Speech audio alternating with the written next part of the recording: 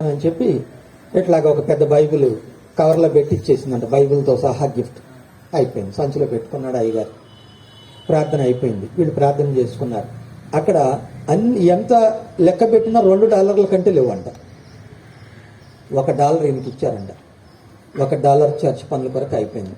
మళ్ళీ మళ్ళీ మళ్ళీ లెక్క పెట్టిన ఆయన అనుకుంటున్నాడంట, ఇదంతా ఒట్టిదే అని అన్ని చర్చిల్లో చెప్పాలనిపించిందంట ఈ పాస్టర్కి.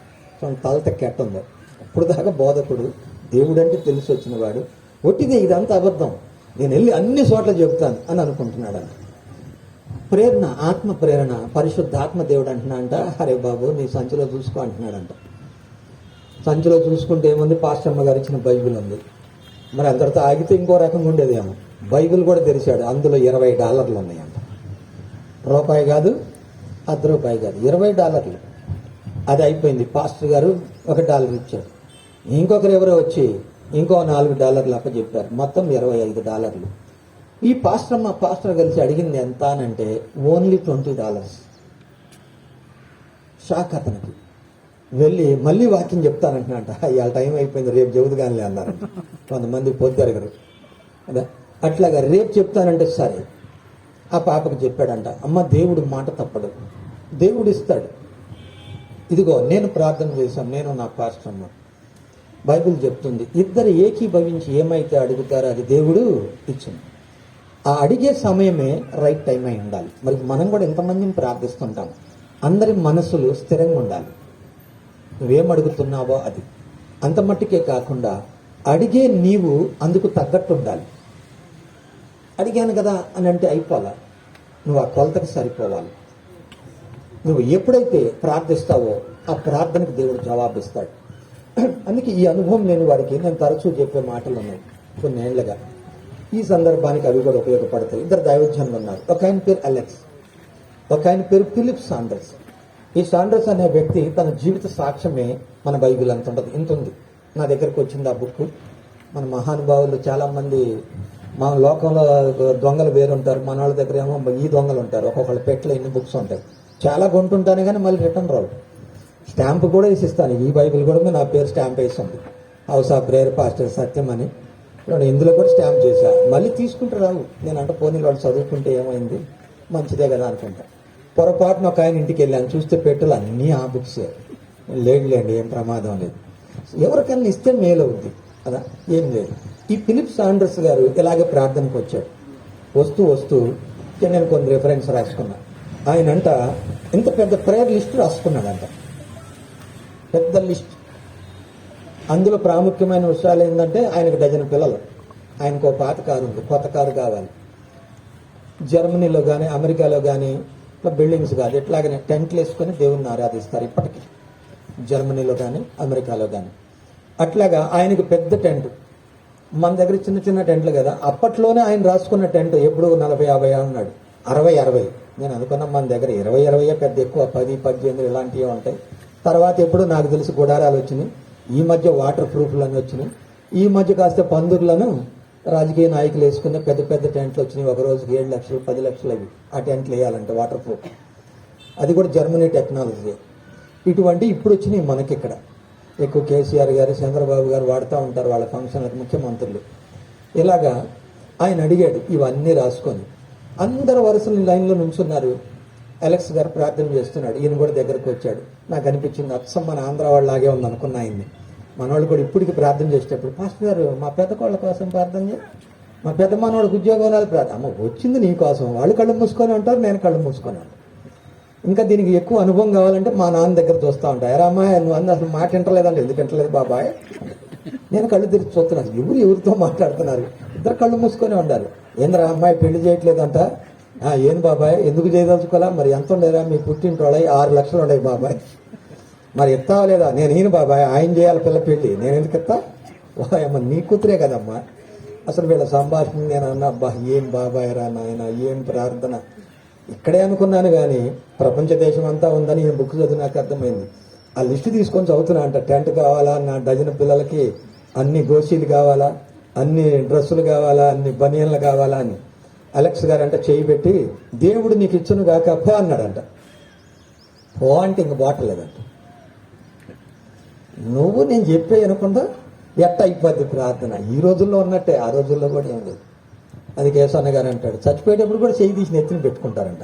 ఆయన చచ్చిపోతున్నా పర్లేదు, ఆ శివరాశీర్వాదం ఏదో నాకే. ఈ మధ్య ఎబ్నేజర్ పాల్ గారు చనిపోతే మేము ఒక 2 కార్లలో ప్రసాద్ పాస్టర్ గారు, మన రవికుమార్ గారు, మేమంతా వెళ్ళాం. ఎక్కడికి తెలుసా ఎవరికన్నా? ట్రిచ్చి పోయాం, తమిళనాడు. మాతో పాటు ఉన్న ఒక ఆయన అంటున్నాడు, వెళ్ళి ఆ పెట్టె పట్టుకున్నాడు, చిన్నంగా చనిపోయిన శవాన్ని తాకాడు. వచ్చి అంటున్నాడు, నేను ఆ పాల్ గారిని పట్టుకొని వచ్చాను. ఆయన చచ్చిపోయినా కూడా వదలట్లేదా అంటే వాళ్ళు ఒక వాక్యం చెప్తారు, మీకు తెలియదేమో, మీకు తెలిసే ఉంటుంది కానీ టయానికి గుర్తురావు కొన్నిసార్లు. కొంచెం నిదానంగా వెలుగుద్ది బల్బు, ట్యూబ్ లైట్ లాగా.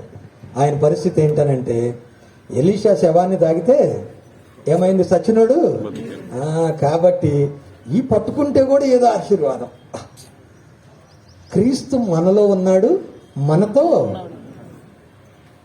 అది ఆ కాలం. ఈ కాలం ఎక్కడున్నాడు ప్రభు? మీ దేహమే నాలయం అంటున్నాడు. నేను మీలో ఉన్నాను, మీతో ఉన్నాను, మీ యందున్న క్రీస్తు అని అంటున్నాడు భక్తుడు పౌలు. నేను సదాకాలం మీతో ఉన్నాను అంటున్నాడు. పోయి చచ్చిన శవాన్ని కూడా పట్టుకున్నారండి, అసలు వదిలిపెట్టట్లేదు. దేవుని దయ. ఇంకా అట్లా అయ్యి లాక్కరాల కాళ్ళు ఏళ్ళలో కదా, ఇంకా అవి తెలియదు. తెలిస్తే అది ప్రమాదం. మీకు కూడా చెప్పకూడదు. యేసు ప్రభు వారి నా శరీరం తిని నా రక్తం దాగువాడనంటే ఆయన గీరుకోనో కోక్కోనో వస్తే ప్రమాదం. ప్రభుది ఎలా ఉంటే ప్రభు దాసుడు కదా అని మనం ఏం చేస్తాం, తెలివి తక్కువ అయితే ఆకలి ఎక్కువ అవుతుంది. ఇలాగా ఆయన ప్రార్థించినప్పుడు ఆయన వెళ్ళిపోయాడు. కానీ ఒక 2-3 నెలల్లో చూస్తే ఈ సాండ్రస్కి అవసరమైనవన్నీ కూడా సమకూర్చబడ్డాయి. ఆయన రాసుకొచ్చాడు. ఆ ప్రాంతంలో ఉన్న ఒక రైతు వచ్చి, అయ్యా నా పొలానికి పాత కారే బెస్ట్, నీ పాత కారు నాకు ఇచ్చేయి, నేను ట్రక్కుగా వాడుకుంటాను, ఈ కొత్త కారు మీ సేవలో వాడుకోండి అన్నాడు. ఇంకో వ్యక్తి వచ్చి పెద్ద టెంట్ ఇచ్చిపోయాడు. ఇంకొక 2 కుటుంబాల వారు వచ్చి 4 గన్ని బ్యాగులు, పెద్ద పెద్ద గోతాలకున్న బట్టలు ఇచ్చారంట. ఈ పిల్లలకి 4 సంవత్సరాలకు సరిపడ డ్రెస్సులు అంటాయి, డజన్ పిల్లలకి. 1 కాదు 2 కాదు, సంవత్సరాలకు సరిపడ డ్రెస్సులు తీసేస్తుంటే పారేయటానికి. ఆశ్చర్యం. ఆ ప్రాంతం అంతా ఈ అద్భుతాలు చూసి ఆ పరిచర్యలో అనేక మంది రక్షింపబడ్డారని ఫిలిప్ సాండ్రస్ గారు చెప్తున్నాడు. ఈ దినాల్లో మనకు కూడా దేవుడు వాగ్దానం ఇచ్చాడు, కడవరి దినాల్లో ఉన్నాం. అందుకే ప్రభు అంటున్నాడు, నా నామమున మీరు ఏమైతే అడుగుతారో అది మీకు ఇవ్వబడుతుంది. మత్తయి సువార్త 7వ అధ్యాయము 7వ వచనంలో ప్రభు చెప్పిన మాట, కొండ మీద ప్రసంగంలో. మత్తయి సువార్త 7:7 చూడండి. అడుగుడి మీకు ఇవ్వబడును. ప్రభు చెప్పిన మాట. ప్రభు చెప్పిన మాట చూడండి, అడుగుడి మీకు ఇవ్వబడును. అడగమంటున్నాడు. అడిగే మనసులో ఏముండాలి అని అంటే ప్రభు ఉండాలి, అంతే, ఇంక వేరేదేం లేదు. ప్రభు లేకపోతే వేరే పరిస్థితి. అందుకే భక్తుడు దావీదు అంటాడు, కీర్తన 66:18 వచనం.